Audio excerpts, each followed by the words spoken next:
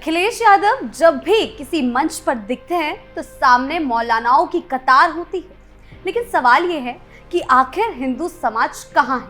क्या समाजवाद अब सिर्फ एक धर्म की दीवारों में कैद हो गया है? जब मंदिरों की बात आती है तो चुप्पी, और जब मस्जिदों की बैठक होती है तो सपा अध्यक्ष की पूरी ताकत मैदान में। क्या यही है अखिलेश की सेकुलर राजनीति का असली चेहरा? नमस्कार, रूबरू देख रहे हैं आप और मैं हूं आपके साथ शिवानी रतू। अखिलेश की मुस्लिमों को साधने की राजनीति से अब हर कोई वाकिफ है और एक बार फिर उन्होंने ऐसा ही कुछ किया है जिससे अब आम जनता भी अच्छे से रूबरू है कि वो सिर्फ एक ही धर्म को तवज्जो देते हैं। एक बार फिर उनकी एक मीटिंग ने खूब चर्चाएं बटोरी है। क्या कुछ चल रहा है, आइए जानते हैं विस्तार से। मुस्लिमों को साधने में जुटे अखिलेश।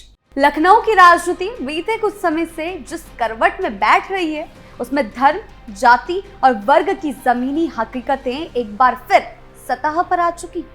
4 सितंबर 2025 को लखनऊ में समाजवादी पार्टी यानी कि सपा के राष्ट्रीय अध्यक्ष अखिलेश यादव से नगीना, बिजनौर और आसपास के क्षेत्रों के मजहबी रहनुमाओं का एक प्रतिनिधि मंडल मिला। इस प्रतिनिधि मंडल की अगुवाई सालिम अयूबी ने की और इसमें कई प्रभावशाली मौलाना और मुफ्ती शामिल रहे। इस बैठक में क्षेत्र की सामाजिक, शैक्षिक और राजनीतिक परिस्थितियों पर गंभीर चर्चा हुई और खासकर 2027 के विधानसभा चुनावों को ध्यान में रखते हुए रणनीति तैयार करने पर विशेष जोर दिया गया।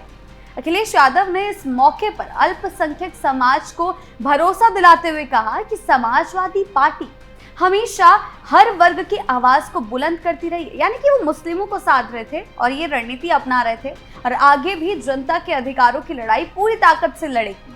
यानी कि वो कहना चाहते थे मुस्लिमों के हक की लड़ाई लड़ेगी। उन्होंने ये भी दोहराया कि पार्टी का मकसद सभी को साथ लेकर चलना है और यही समाजवाद की असली आत्मा है। साथ ही उन्होंने अपने बहुचर्चित पीडीए, पिछड़े, दलित और अल्पसंख्यक फॉर्मूले को और जोर देकर दोहराया, जिससे ये संकेत गया कि सपा आगामी चुनाव में अपने सामाजिक समीकरण को फिर से परिभाषित कर रही, यानी कि फिर से एक बार पीडीए की राजनीति करना चाह रही है। धर्म और जाति पर जो आधारित रहती है वो अब साफ तौर पर खुलकर सामने आ गया है। समाजवादी पार्टी की खुली पोल। ये बैठक एक सामान्य राजनीतिक औपचारिकता भर नहीं था, बल्कि इसके जरिए एक बड़ी रणनीति की नींव रखी गई है मुस्लिमों को साधने की। धार्मिक नेताओं के जरिए समाजवादी पार्टी ने स्पष्ट संदेश दिया है कि वे अल्पसंख्यक समुदाय के हितों के लिए समर्पित है। उन्हें भी ये दिखाना चाह रही थी कि हम आपके हित के लिए बात करते हैं। और साथ ही ये मुलाकात मुस्लिम मतदाताओं में विश्वास बहाल करने की कवायद का हिस्सा भी थी, जो कि समाजवादी पार्टी का एक वर्ग माना जाता है, वोटरों का खास वर्ग माना जाता है। खासकर बिजनौर और नगीना जैसे इलाके जहां मुस्लिम आबादी का प्रतिशत अधिक है, वहां इस प्रकार की मुलाकातों से जमीनी कार्यकर्ताओं में नई ऊर्जा भरने की कोशिश की गई है। यानी अखिलेश फिर से मुस्लिम वोटरों को साधने की रणनीति पर काम कर रहे हैं और ये मीटिंग बताती है कि अखिलेश यादव अब सियासी तौर पर योजनाबद्ध ढंग से चल रहे हैं। और उनकी योजना किसको लेकर चल रही है? मुस्लिम वोटरों को लेकर। मुस्लिम तुष्टीकरण की राजनीति कर रहे हैं और उन्होंने पार्टी की रणनीति में धार्मिक तथा सामाजिक नेतृत्व को सक्रिय रूप से शामिल करना शुरू कर दिया है। धर्म की राजनीति एक बार फिर करनी शुरू कर दी है, जो कि उनके लिए एक बार महंगी पड़ने वाली है। फिर से वे केवल भाषणों और वादों तक सीमित नहीं है, बल्कि उन लोगों से सीधे संवाद कर रहे हैं जो समुदाय विशेष के बीच वास्तविक प्रभाव रखते हैं। लेकिन कई बार ये समुदाय भी उनसे नाराज हो जाता है। हालांकि ये राजनीतिक चाल केवल समर्थन जुटाने का एक प्रयास नहीं है, बल्कि इसके भीतर एक बड़ा सामाजिक संदेश छुपा है। ये बताना चाह रही है समाजवादी पार्टी पिछले कुछ वर्षों से पीडीए की राजनीति को एक वैचारिक आंदोलन की तरह प्रस्तुत कर रही, जिसमें पी यानी कि पिछड़े वर्ग, डी यानी कि दलित और ए यानी अल्पसंख्यक शामिल है। पीडीए पाठशाला भी इसी तर्ज पर खोली थी और वो भी घिर गई सवालों के घेरे में। इस नारे के जरिए सपा हिंदुत्व की राजनीति के मुकाबले एक समावेशी और बहुजातीय गठबंधन तैयार करने की कोशिश कर रही है। यानी कि हिंदू के खिलाफ एक गठबंधन तैयार करने की कोशिश अखिलेश यादव कर रहे हैं, जिसमें पीडीए का वर्ग और साथ ही साथ मुस्लिमों के वर्गों को छांटने की कोशिश कर रहे हैं, साध रहे हैं। ये रणनीति बीजेपी की सबका साथ सबका विकास वाली नीति को चुनौती देने का एक जरिया भी है। अखिलेश ये समझते हैं कि उत्तर प्रदेश की राजनीति में अब केवल जातिगत ध्रुवीकरण या केवल हिंदू मुस्लिम एजेंडे से बात नहीं बनेगी, बल्कि उन्हें हर वर्ग को अपना महसूस कराना होगा। और यही कारण है कि वे अब ब्राह्मण सम्मेलन करवा रहे हैं, राजपूत नायकों की प्रतिमाएं लगाने की बात कर रहे हैं, तो दूसरी ओर मस्जिदों और मौलानाओं से भी संवाद कर रहे हैं ताकि हर वर्ग में अपनी पैठ बना सके। लेकिन ये इतना आसान नहीं है। लेकिन राजनीति एक तरफा खेल नहीं होती। सपा के इस रणनीति को लेकर भाजपा ने फौरन प्रतिक्रिया दी है और इस बैठक को तुष्टीकरण की राजनीति कहकर कटघरे में खड़ा कर दिया है, क्योंकि पहले से ही सपा यही करती आई है, तुष्टीकरण की राजनीति। भाजपा प्रवक्ताओं ने सवाल उठाया कि अखिलेश यादव हमेशा मुस्लिम धर्मगुरुओं से मिलने के लिए तत्पर क्यों रहते हैं, लेकिन वे कभी भी हिंदू धर्मगुरुओं या मंदिरों का रुख क्यों नहीं करते। ये बड़ा सवाल उठाया है। साथ ही भाजपा ने यह भी आरोप लगाया कि जब कुछ समय पहले डिंपल यादव के पहनावे पर एक मौलाना द्वारा आपत्तिजनक बयान दिया गया था, तो भी अखिलेश ने उस पर कोई टिप्पणी नहीं की। क्या केवल इसलिए कि वह बयान किसी मौलाना ने दिया था और वो उन्हें नाराज नहीं करना चाहते थे, और उसका विरोध करने से मुस्लिम समुदाय नाराज हो सकता था और उनका वोट बैंक छूट सकता था। भाजपा इस उदाहरण को आधार बनाकर ये तर्क दे रही है कि अखिलेश यादव की राजनीति केवल अल्पसंख्यक समुदाय को केंद्र में रखती है और वह वोट बैंक की राजनीति के लिए है, बाकी समाज को नजरअंदाज कर देते हैं।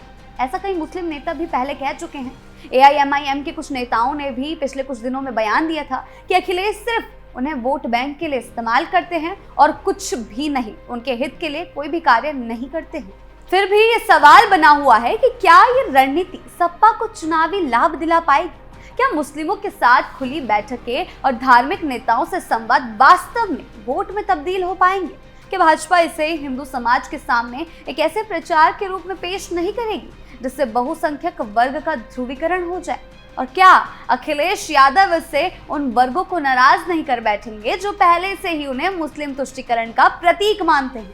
ये सब आने वाला समय तय करेगा, क्योंकि जिस हिसाब से अखिलेश की राजनीति चल रही है, मुस्लिमों को साधने की तुष्टीकरण की राजनीति, वो अब सवालों के घेरे में है और मुस्लिम समुदाय खुद इस चीज को देख रहा है। समाजवादी पार्टी जिस तरह से PDA मॉडल को प्रचारित कर रही है, उसमें केवल वोट हासिल करने की कोशिश नजर आती है। ये कोशिश जताने की है कि धर्म और जाति के आधार पर राजनीति करने के अखिलेश यादव ये समझते हैं कि उत्तर प्रदेश जैसे राज्य में जहां जाति और धर्म की जड़ें गहरी है, वहां किसी भी राजनीतिक आंदोलन को सफल बनाने के लिए इन दोनों तत्वों को इस्तेमाल करना होगा। इसीलिए वो यही करते हैं, बार बार धर्म और जाति के नाम पर लोगों को बांटने की कोशिश, लोगों के मन में भ्रम फैलाते हैं। उत्तर प्रदेश की राजनीति में समाजवादी पार्टी के राष्ट्रीय अध्यक्ष अखिलेश यादव लंबे समय से एक ऐसे नेता के रूप में उभरते रहे हैं जो खुद को सभी वर्गों का प्रतिनिधि बताते हैं। लेकिन हकीकत यह है कि जब भी वे सार्वजनिक मंच पर दिखाई देते हैं या किसी प्रतिनिधि मंडल से मिलते हैं, तो वे अधिकतर मुस्लिम समाज के धर्मगुरुओं, मौलानाओं और नेताओं से ही संवाद करते नजर आते हैं। हिंदू धर्म की कभी उन्होंने बात नहीं की, बल्कि समाज को बांटने का ही काम किया है।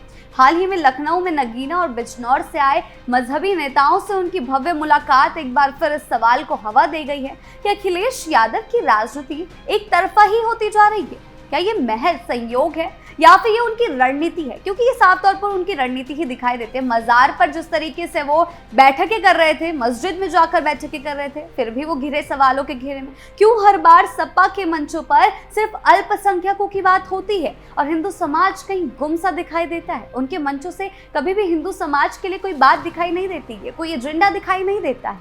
सवाल ये उठता है कि क्या अखिलेश यादव को हिंदू समाज के मुद्दे कमजोर लगते हैं? क्या उन्हें राम मंदिर जैसे सांस्कृतिक विषयों से परहेज है, या फिर ये सब उनकी एक रणनीति का हिस्सा है ताकि वे मुस्लिम वोट बैंक को साधे रखें, उनका मुस्लिम वोट बैंक उनसे नाराज ना हो जाए अगर वो हिंदुओं के हित में कुछ बोल देंगे? ये कोई पहली बार नहीं है जब उन पर तुष्टीकरण का आरोप लगा है। इससे पहले जब एक मौलाना ने डिंपल यादव के कपड़ों पर आपत्तिजनक बयान दिया था, तब भी ये मामला और अधिक तूल पकड़ा था। तब भी अखिलेश यादव ने कोई प्रतिक्रिया नहीं दी थी।